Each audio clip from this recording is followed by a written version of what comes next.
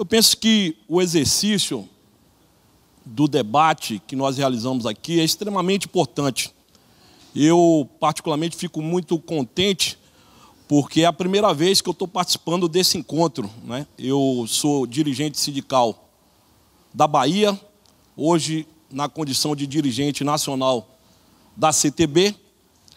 Tive a oportunidade já de conviver em alguns momentos com os companheiros aqui do sindicato e sempre tenho me colocado à disposição para estar acompanhando mais de perto, embora as tarefas sejam muitas, mas eu penso que a gente também é parte desse processo. E é verdade que no exame da conjuntura, eu costumo falar que nós não vamos encontrar respostas fáceis para as questões complexas. Nós estamos diante de uma conjuntura dramática. O mundo reclama uma grave e profunda crise econômica mundial. O retrato da crise tem sido dramático, sobretudo diante da prevalência de uma agenda da qual a austeridade monetária vai demonstrando que o caminho é a falência dos Estados. Porque a prevalência de uma agenda extremamente conservadora, ela tem como elemento fulcral cortar direitos, sobretudo os investimentos sociais. A gente padece de uma condição hoje da qual, em vários países da Europa, a mão de obra juvenil já está num patamar de 60% desempregada. E o reflexo disso, evidentemente, que nós estamos enfrentando. Porque é verdade, o Brasil vive uma crise econômica, de fato vive, mas nós vivemos profundamente uma crise política de grande envergadura. Há aqueles que defendem a tese de quanto mais, pior. E é necessário que a gente compreenda de que Brasil nós estamos falando. Um Brasil que viveu 200 anos de feudalismo, 300 anos de escravismo e 12 anos de uma viragem política que não acumulou o suficiente para promover uma transição mais avançadas. Nós achamos e temos clareza de que conquistamos um espaço melhor de diálogo com o governo, de que a viragem política permitiu e consolidou uma política de valorização do salário mínimo, que alimenta 26 milhões de aposentados, 40 milhões de brasileiros dependem do salário mínimo, que tem relação direta com a Seguridade Social.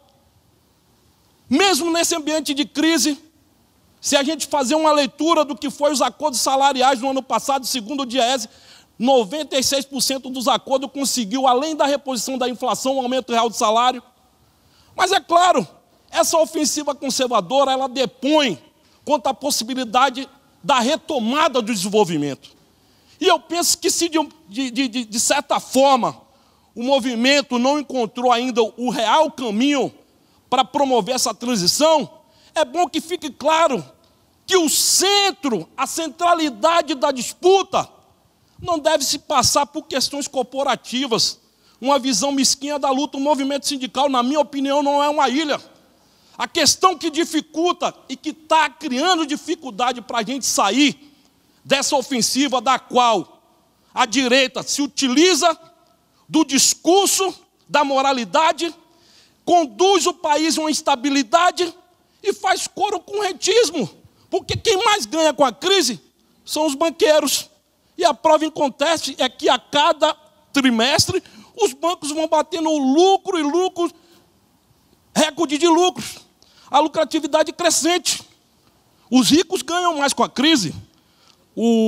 Matéria recente no Estadão, na Folha de São Paulo, deu conta de que o presidente da Ambev ganhou, nesse quadro de crise, 3 milhões e 86 mil por hora.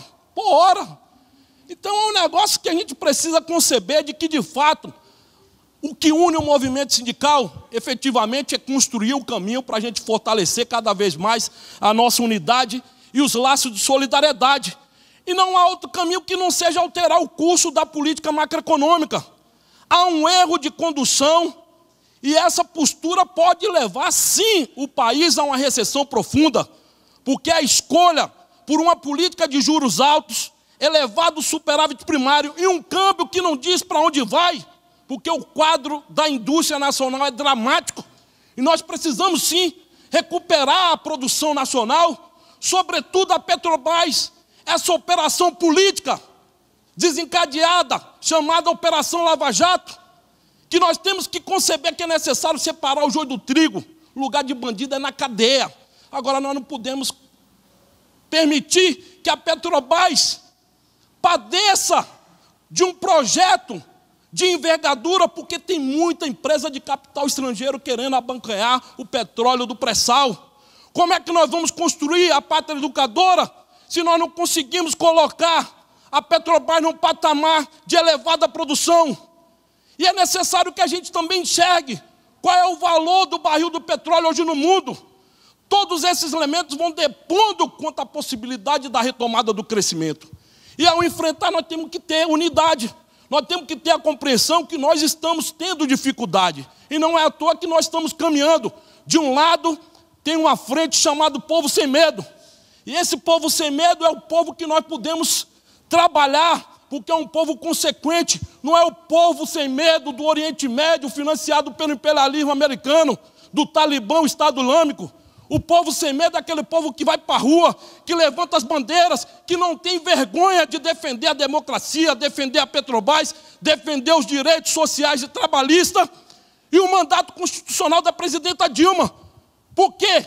Nós podemos até admitir que tem muita coisa errada no governo, mas nós não temos uma alternativa aparente. Nós vamos ter que acumular força. E ao acumular força, nós temos que ter posição consequente. O Brasil ainda é uma nação em expectativa de investimento. E isso não sou eu que estou falando, não. Só é vocês consultarem na internet que vocês vão ver que tem muita gente de olho no Brasil.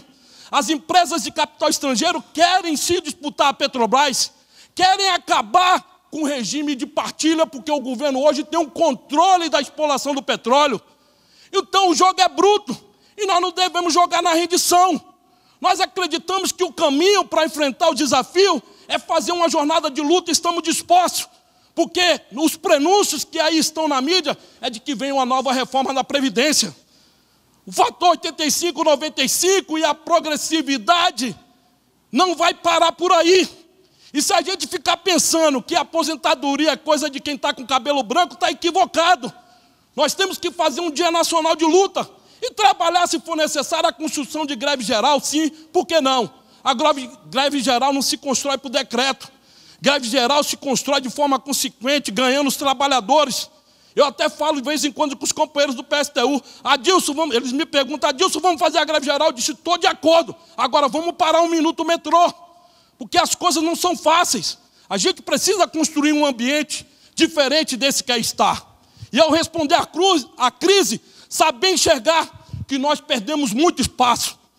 A bancada dos trabalhadores, no Congresso passado, tinha mais de 80 representantes. Nós reduzimos a pouco mais de 40. A agenda que prevalece hoje é do Eduardo Cunha, da terceirização, do negociado sobre o legislado, que querem acabar com a CLT. São 101 pontos de pedido de alteração nos nossos direitos sociais e trabalhistas. E aquele quadro de um Congresso desfigurado, que joga ódio, preconceito, que pratica o racismo, que incita e inibe a possibilidade de participação popular, requer posicionamento firme. Eu penso que nós vamos ter que enfrentar. A batalha não está fácil, mas ela não está perdida. Eu penso que a gente tem que trabalhar no caminho das expectativas, do desejo possível. E é por isso que amanhã nós vamos estar em Brasília, com os estudantes, com a UBS, que vai reunir 15 mil trabalhadores. Eu penso que essa agenda, ela vai se dando conta de que é necessário acordar. Na reunião recente do Fórum das Centrais, para finalizar, nós aprovamos uma agenda para o final do ano. Confesso a vocês, não vai ser fácil. Dia 3, encontro trabalhadores, empregadores, que nós queremos dialogar caminhos para a retomada do crescimento. A Petrobras participa com 13% do PIB nacional. Nós precisamos encontrar o caminho, porque a Operação Lava Jato está demitindo milhões de trabalhadores, está paralisando estaleiro, está paralisando construção, e isso afeta de forma dramática a possibilidade da retomada do desenvolvimento. Não é uma questão menor a gente observar que nos últimos 12 anos a indústria naval teve um crescimento de 128%, e hoje, quando nós olhamos para o Rio de Janeiro, os estaleiros estão paralisados. Na Bahia, no meu estado, o estaleiro Paraguaçu tinha 7 mil trabalhadores.